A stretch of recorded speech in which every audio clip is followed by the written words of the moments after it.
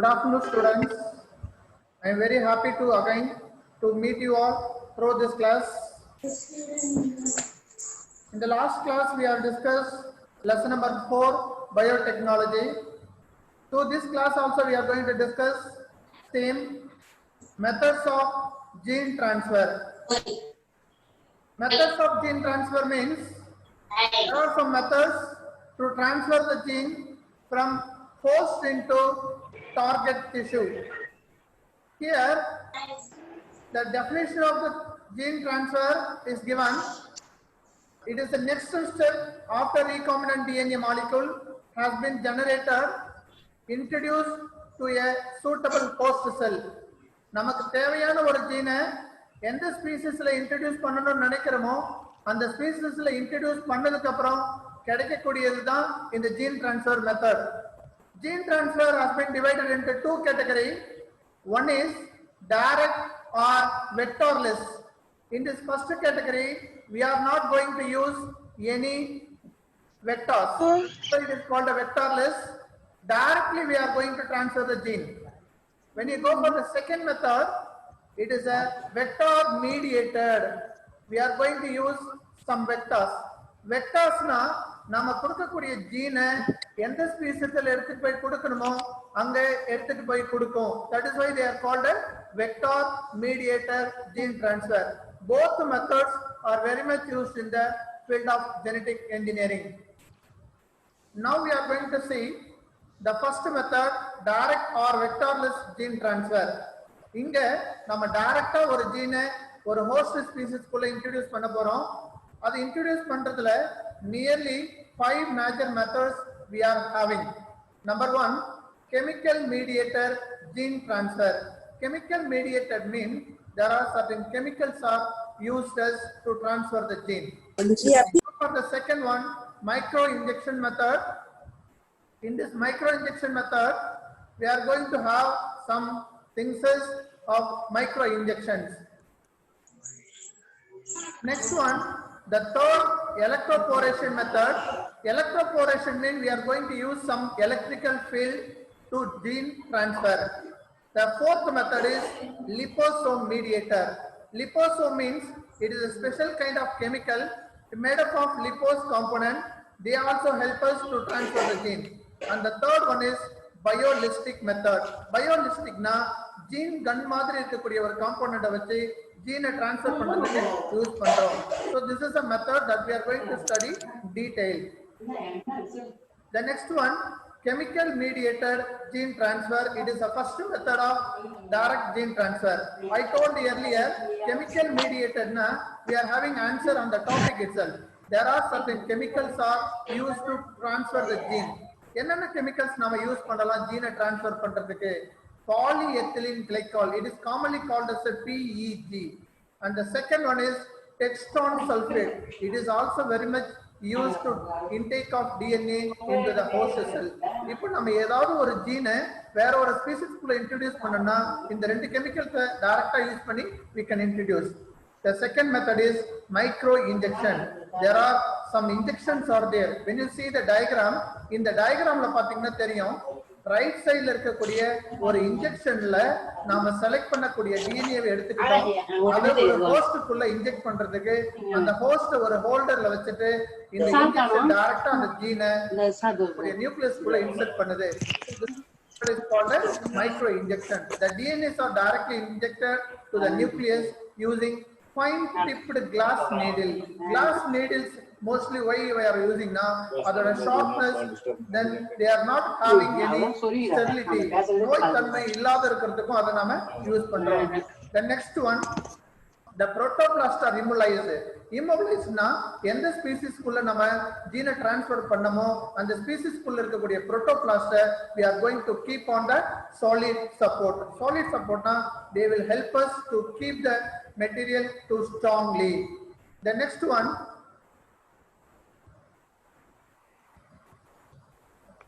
electroporation method of gene transfer. ஒரு செல் வால்க்குள்ள நம்ம electric ஃபீல்டை யூஸ் பண்ணி ஹோல் மேக் பண்ண போறோம். ஃபார் எக்ஸாம்பிள் நாம எந்த ஜீனை ஒரு ஸ்பீசிஸ்க்குள்ள டிரான்ஸ்ஃபர் பண்ண போறோமோ அந்த ஜீனை ஒரு மீடியத்துல எடுத்து அந்த மீடியத்துக்கு வெளியில அந்த ஜீனை வச்சிருக்கோம். லைக் கிரீன் கலர்ல இருக்கக்கூடிய இந்த ஜீன்ஸ் எல்லாம் வெளியில இருக்கு, பிங்க் கலர்ல இருக்கிறதா செல் மெம்பரின். இந்த செல் மெம்பரின்குள்ள வெளியில இருக்கக்கூடிய ஜீனை இன்சர்ட் பண்ணணும். ஆனா செல் மெம்பரின் அவ்வளவு சீக்கிரம் பர்மிட் பண்ணாது. அதுக்காக நம்ம என்ன பண்ண போறோம், இந்த ஜீன்ஸை எலக்ட்ரிக் ஃபீல்டுல கொடுக்குறோம். பாசிட்டிவ் சார்ஜஸும் நெகட்டிவ் சார்ஜஸ் அப்ளை பண்ணும்போது இந்த இடத்துல செல் மெம்பரின்குள்ள ஹோல்சஸ் ஃபார்ம் ஆகுது. இந்த ஹோல்சஸ் வழியா வெளியில இருக்கிற gene automatically can pass inside. So this is one of the most advantageous method of gene transfer in the electroporation method. That's why they are given the pulse of high voltage. ரொம்ப அதிகப்படியான வோல்டேஜ்ல நம்ம கொடுக்கும்போது the genes are easily penetrate inside to the cell. So this is one of the method for electroporation gene transfer method. When you are going for the second method, next method, liposome mediated of gene transfer. Liposome nave usually cell membrane la bilipid layers irukum, ஒரு protein component irukum. இதுதான் யூசுவலா இருக்கிற செல் மெம்பரின். இந்த செல் மெம்பரின்ல lipid layer இருக்கு. இந்த lipid லேயர்ல liposome என்ற chemicals போல substance நம்ம போடும்போது ஆட்டோமேட்டிக்கா அந்த செல் மெம்பரின்ல இருக்கக்கூடிய காம்போனன்ட்ஸ் டிசால்வ் ஆகும். டிசால்வ் ஆகுதா, அப்போ இதுதான் ஹோஸ்ட் நம்ம செலக்ட் பண்ணக்கூடிய டிஎன்ஏ. இந்த டிஎன்ஏவை லிபோசோம் இருக்கக்கூடிய காம்ப்ளெக்ஸ்ல உள்ள இன்சர்ட் பண்ணிட்டேன்னா இந்த லிபோசோம் காம்போனன்ட் நாம கொடுத்த டிஎன்ஏவை எந்த செல் மெம்பரினை கிராஸ் பண்ணாலும் அந்த செல் மெம்பரின்குள்ள ஜீனை எடுத்துட்டு போய் டார்கெட் டிஷ்யூக்குள்ள செட்டில் பண்ணிடும். So this is another method of liposome mediated gene transfer. Here we are using liposomes or artificial phospholipid vesicles are useful for gene transfer, and it is also very much used in the vacuole of plant cell. The next one, the last method is biolistic. Already I told it is looking like a gun method. பார்க்கிறதுக்கு ஒரு கன் மாதிரி இருக்கும்.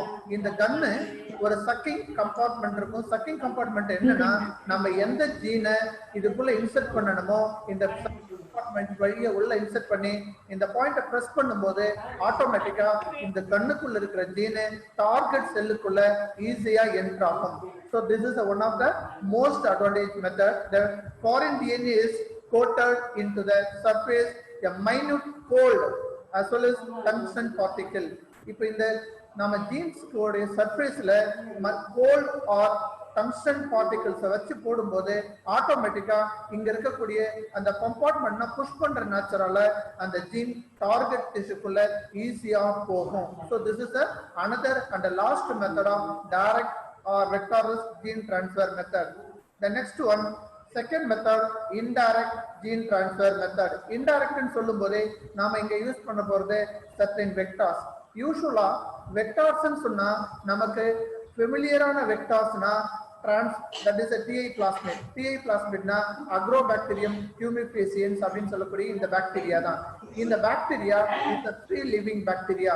இந்த பாக்டீரியாக்குள்ள இருக்கக்கூடிய பிளாஸ்மிட்ல நம்மளுடைய DNA வை insert பண்ணிட்டோம்னா இந்த plasmid TI plasmid இருக்கக்கூடிய பாக்டீரியா ஏதாவது ஒரு பிளான்ட்டை போயிட்டு இன்ஃபெக்ட் பண்ணும். யூசுவலா இந்த அக்ரோபாக்டீரியம் எல்லா பிளான்ட்ஸ்லயுமே கிரவுண்ட் கால் அப்படின்னு ஒரு டியூமர் டிசீஸை கொடுக்கும். கிரவுண்ட் கால்னா கழலை நோயின்னு சொல்லுவாங்க.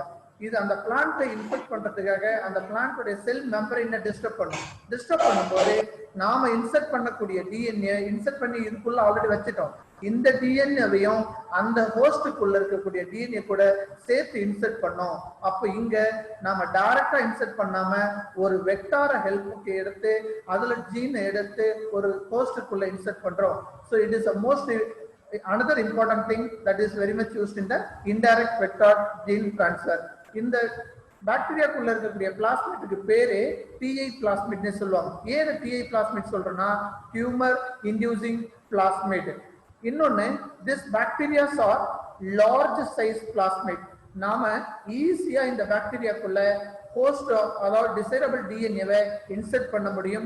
அதே போல இது டார்கெட் டிஷ்யூல எடுத்துட்டு போய் இது இன்சர்ட் பண்ணிருக்கா இல்லையான்றத நம்ம கன்ஃபார்ம் பண்றதுக்கும் இந்த பிளாஸ்மிட் தான் very much we are using. The next one, and this TI plasmid, it is also having the natural ability to transfer the tDNA. So in the diagram இருக்கிறது எல்லாமே Agrobacterium tumefaciens தான். And it is also natural genetic engineering of plants. பொதுவா இயற்கையாவே பிளான்ட்ஸ்ல ஜீனை transfer பண்ற ஒரு capacity இந்த bacteria கிட்ட இருக்கு, தட் இஸ் இந்த வெக்டார் கிட்ட இருக்கு. தி நெக்ஸ்ட் ஒன், இதுல இருந்து வரக்கூடிய ஜீன்ஸை பிடி ஜீன்னே சொல்லுவாங்க. இன்னைக்கு பிடி கத்திரிக்காய், பிடி கடலை இந்த மாதிரி சொல்லக்கூடியதா பேசிலஸ் துரிஞ்செனிசிஸ் ஜீன்ஸ் இருக்கக்கூடிய பிளான்ட்ஸ்ல இருந்து கொடுத்திருக்கோம். இன்னொரு முக்கியமான விஷயம் என்னன்னா, இந்த பிடி ஜீன் இருக்கக்கூடிய பாக்டீரியாஸை நம்ம ஜீன் டிரான்ஸ்ஃபருக்கு பண்ணும்போது இந்த BT also can have some anti insecticidal resistant protein. இந்த ஜீன்ல இருந்து ஒரு வகையான புரோட்டீன் சிந்தசிஸ் ஆகும். அந்த புரோட்டீன்ஸ் அந்த பிளான்ட்ஸுக்கு தேவையான எதிர்ப்பு தன்மையை கொடுக்கும். எதிர்ப்பு தன்மைனா என்டிரோடாக்சின் அப்படின்னு சொல்லக்கூடிய ஒரு வகையான நச்சு பொருளை அந்த பிளான்ட்ஸ்ல உற்பத்தி பண்ணும். அந்த நச்சு பொருளை வேற ஏதாவது இன்செக்ட்ஸ் வந்து சாப்பிடும் போது அந்த இன்செக்ட்ஸ் அந்த நச்சால இறந்துரும். அப்போ நம்ம மருந்தடிச்சு ஒரு பிளான்டோட டிசீஸை சரி பண்ணணுன்ற அவசியம் இல்லை. The next one, screening for recombinant. Screening for recombinant na நம்ம recombination பண்ணும்போது டிஎன்ஏல உள்ள இன்செர்ட் ஆகியிருக்கா இல்லையா அப்படின்னு கண்டுபிடிக்கிறதுக்கு வரதான் screening for recombination. இங்க ஒரு பிளாஸ்மிட்னா நாம ஒரு வெக்டாரை யூஸ் பண்ணிருக்கோம். அந்த வெக்டாருக்குள்ள நம்மளுடைய டிசைரபிள் எந்த ஜீனை இன்செர்ட் பண்ணமோ அந்த ஜீனை இன்செர்ட் பண்ணிருக்கோம். இந்த ஜீனை அது டார்கெட் செல்லுக்கு எடுத்துட்டு போய் கொடுத்ததா இல்லையான்றது நம்ம உள்ள போயிட்டு பார்க்க முடியாது. அதுக்காக we are going to insert one more gene, LAC-Z அப்படின்னு ஒரு ஜீனை இந்த பிளாஸ்மிட் கூடவே சேர்த்து இன்செர்ட் பண்ணிட்டோம்னா இந்த லாக் ஜீன் இந்த பிளாஸ்மிட்டுக்கு உள்ள போயிட்டு டார்கெட் டிஷ்யூல இருக்கக்கூடிய கலரை உற்பத்தி பண்ணோம். அங்க ப்ளூ கலர் வந்தது அப்படின்னா நாம இன்செர்ட் பண்ண ஜீன்ஸ் ஆட்டோமேட்டிக்கா டிரான்ஸ்ஃபர் ஆயிருக்கு. ப்ளூ கலர் வரல, ஒயிட் காலனிஸ் தான் வந்திருக்குன்னா ஆட்டோமேட்டிக்கா அந்த இடத்துல ஜீன் டிரான்ஸ்ஃபர் ஆயிருக்கு அப்படின்றத ஸ்கிரீனிங் பண்ணி நம்ம வெளிப்படையா கண்டுபிடிச்சலாம். அப்ப நம்ம ஜீன் டிரான்ஸ்ஃபர் பண்ணும்போது ஜீன்ஸ் உள்ள போயிருக்கா இல்லையான்றத கண்டுபிடிக்கிற மெத்தட் தான் screening for recombinant. After introduction of rDNA into the suitable host cell, it is essential to identify those cells which have the recessive the rDNA molecule. உள்ள rDNA receive பண்ணுச்சா இல்லையான்றத நமக்கு கரெக்டா கண்டுபிடிக்கிற மெத்தட் பேர் தான் ஸ்கிரீனிங் ஆஃப் ரீகாம்பினன்ட். இந்த screening of ரீகாம்பினன்ட்ல மோஸ்ட் பாப்புலர் மெத்தட்னா ப்ளூ ஒயிட் செலக்ஷன் மெத்தட்னு சொல்லுவாங்க. அதுக்கான டயகிராம்ஸ் இங்க இருக்கு, இங்க பார்த்தாவே தெரியும். இங்க இந்த லாக் ஜீனை நாம இன்செர்ட் பண்ணிட்டோம்னா இந்த லாக் ஜீன் ஒரு பீட்டா கேலக்சோடைஸ் அப்படின்ற ஒரு என்சைமை செக்ரேட் பண்ணும். இந்த என்சைமை போஸ்ட் டிஷ்யூக்குள்ள போயிட்டு அங்க இருக்கக்கூடிய ஒரு புரோட்டீன் சிந்தசிஸ் பண்றதை குறைச்சதுன்னா வெளியில இருந்து வந்த டிஎன்ஏ ஆட்டோமேட்டிக்கா அங்க கலர்ஸ் உற்பத்தி பண்ணும். கலர்ஸ் உற்பத்தி பண்ணதுன்னா ப்ளூ கலர்ஸ் வரும். அப்ப கண்டிப்பா ஜீன்ஸா டிரான்ஸ்பர் ஆயிருக்கு. கலர்ஸ் வரல அப்படின்னா ஜீன் டிரான்ஸ்பர் ஆகலன்றதை we can identify. The next one, இந்த மாதிரி இந்த லாக் ஜீன் எந்த அந்த பிளாஸ்மிட்டோட கொஞ்சம் பெருசு பண்ணி இந்த டயகிராம்ல பார்த்தாவே தெரியும். இது ஒரு வெக்டாரோடைய பிளாஸ்மிட். நாம டிசரபிள் டிஎன்ஏவை இங்க இன்செர்ட் பண்ணிருக்கோம். இது ஆன்டிபயோட்டிக் ரெசிஸ்டன்ஸ் இருக்கு.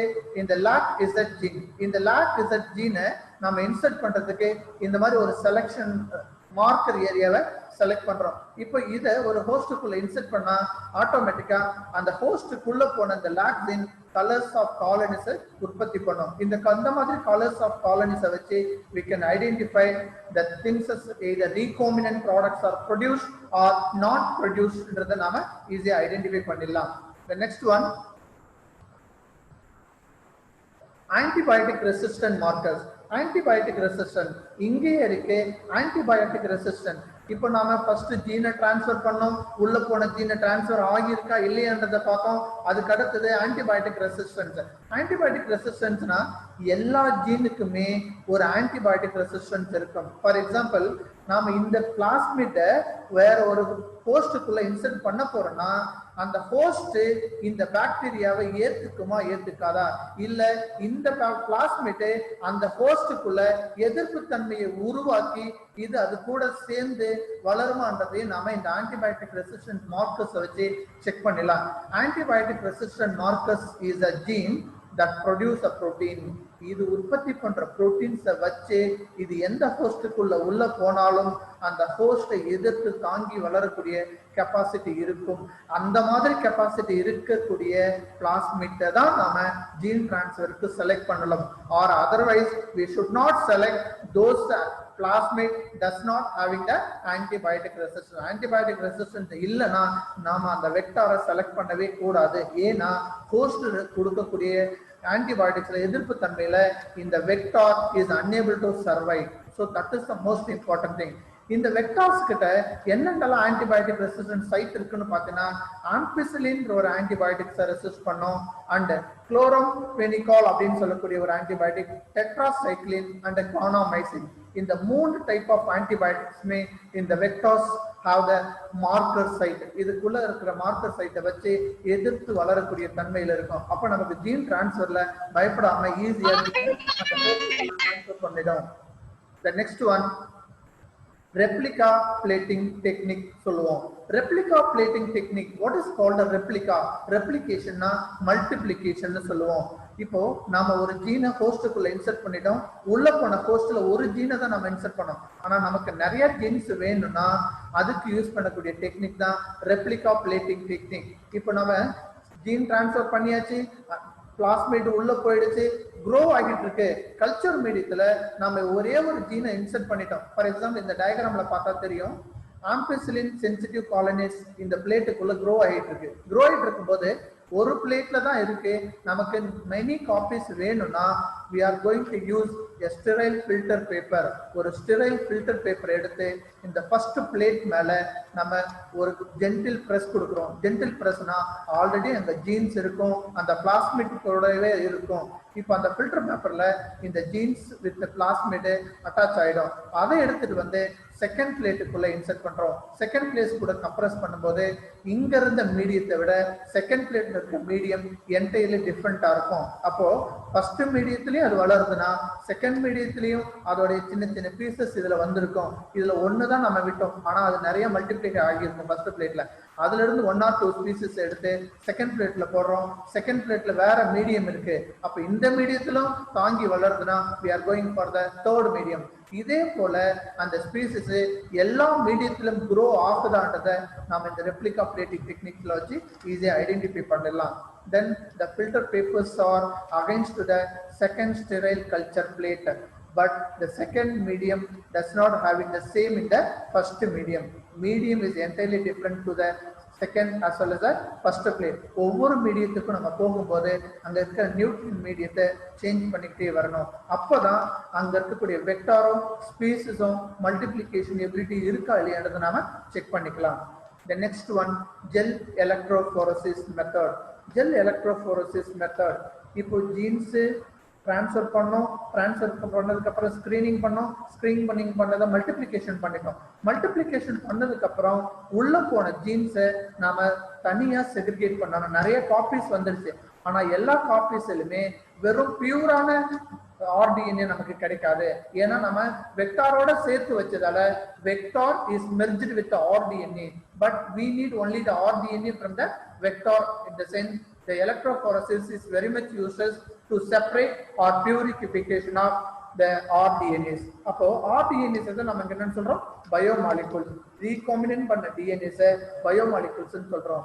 அதை நம்ம பாசிட்டிவ் அண்ட் நெகட்டிவ் சார்ஜ் வச்சு எலக்ட்ரிக் ஃபீல்ட்ல யூஸ் பண்ண போறோம். இப்போ அந்த மாதிரி நிறைய கல்ச்சர் பண்ண எல்லா RDNAஸையும் இந்த கல்ச்சர் மிஷின்குள்ள போட்டுட்டு பாசிட்டிவ் அண்ட் நெகட்டிவ் சார்ஜஸ் போடும்போது யூஸ்வலா டிஎன்ஏஸ் எல்லா டிஎன்ஏஸ்க்குமே நெகட்டிவ் சார்ஜஸ் இருக்கும். அப்போ பியூரா RDNA இருக்கக்கூடிய DNAs is coming towards positive.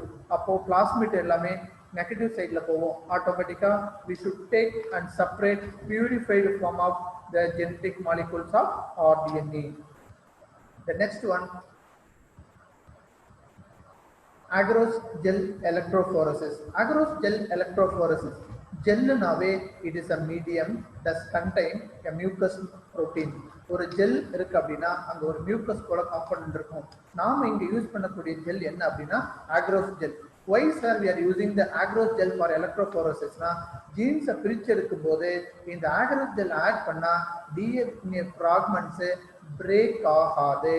they never lost its nature. So that is widely used for purification of specific DNA fragment. The next one, agarose is a very convenient for DNA fragment. DNA fragment separate பண்றதுக்கு இது use ஆகும். ஏன்னா ஒவ்வொரு ஃப்ராக்மெண்ட்டுமே minimum 100ல இருந்து 20,000 base பேர் இருக்கிற மாதிரி அந்த ஃப்ராக்மெண்ட்ஸை நமக்கு ஐசோலேட் பண்ணி கொடுக்கும். அதுதான் அகரோஸ் ஜெல்லோடைய ஒரு special character. And second one, polyacrylamide. It is also used for purification of smaller DNA fragment. அப்ப இங்கேயே நமக்கு 2 different type of questions இருக்கு.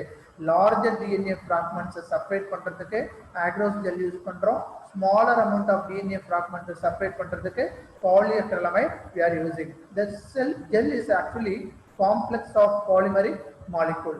The DNA molecules are negatively charged molecule. அதுதான் முன்னாடியே சொன்னோம். அப்ப டிஎன்ஏவை நம்ம ஈஸியா செப்பரேட் பண்றது இந்த எலக்ட்ரோபோரசிஸ்ல நெகட்டிவ் சார்ஜஸ் இருக்கிறதால நம்ம எங்க நெகட்டிவ் எலக்ட்ரோட் வைக்கிறோமோ அதுக்கு அகைன்ஸ்டா பாசிட்டிவ் எலக்ட்ரோட்ஸை இந்த டிஎன்ஏ மூவ் பண்ணி போகும். And advantages, DNA bands can be readily detected by high sensitivity. நம்ம செப்பரேட் பண்ண டிஎன்ஏவை ஈஸியா இந்த அக்ரோஜெல் ஜெல் எலக்ட்ரோபோரசிஸ்ல கண்டுபிடிக்க முடியும். அண்ட் டிஎன்ஏ ஸ்டெயின் பண்றதுக்கும் இந்த across gel is very much use. அதுல எந்த மாதிரி ஸ்டெயின்ஸை நம்ம யூஸ் பண்ணலாம்னா எத்திடியம் புரோமைடு அப்படின்றது தான் மோஸ்ட் ஃபேமஸ் டை ஏஜென்ட். இந்த டையை நம்ம எந்த ரீகாம்பினன்ட் டிஎன்ஏ ஸ்பீசிஸ்குள்ள இன்செர்ட் பண்ணாலும் they are readily accepted this ethereum bromide, and DNA can be detected visible in the fluorescence of illuminate UV light which orange fluorescent. அப்ப நம்ம DNA UV light அடிச்சு பார்த்தா அங்க separate ஆயிருக்கா, பியூரிஃபை இருக்கா இல்லையான்றத we can easily identify. The next one, nucleic acid blotting technique. Nucleic acid mediated அப்படின்னு சொல்லும் போது பிளாட்டிங் டெக்னிக் உள்ள இருக்கக்கூடிய டிஎன்ஏவை நாம தனியா பிரிச்சு எடுக்கிறதுக்கு பிறகுதான் இந்த பிளாட்டிங் டெக்னிக்ஸை நம்ம சொல்லுவோம். பிளாட்டிங் டெக்னிக்ஸ்ல நமக்கு நிறைய மெத்தட்ஸ் இருக்கு. இப்ப டிஎன்ஏவை ஒவ்வொரு வெஸ்டர்ன் பிளாட்டர், நார்த்தன் பிளாட்டர், இந்த மாதிரி பிளாட்டிங் மெத்தட்ஸ்ல நம்ம சாம்பிள்ஸை கலெக்ட் பண்ணி அதை ஒரு ஃபில்டர் பேப்பர் மாதிரி போட்டு எலக்ட்ரோபோரசிஸ்ல போட்டோம்னா ஆட்டோமேட்டிக்கா டிஎன்ஏ சார் அந்த ஃபில்டர்ஸ்ல இருக்கக்கூடிய நேச்சரை பொறுத்து they are going to settle on the filter paper. So this is the blotting refers to the process immobilization of samples of nucleic acid or the solid support into the nitrocellulose and the nylon members. The nucleic acids are then used to target in the hybridization experiment for the specific direction. இப்போ நம்ம blotting methodல DNA select பண்ணதுக்கு அப்புறம் they are very much used for another hybridization method. My dear students, so this is the end of the class. Today we have discussed what are the gene transfer methods, electrophoresis and chemical mediate gene transfer, then blotting methods. So I am just giving the homework for you, only 3 5-mark questions. You just prepare and read, write, send separately to me in my personal number. Thank you, student. Just wait for 1 minute.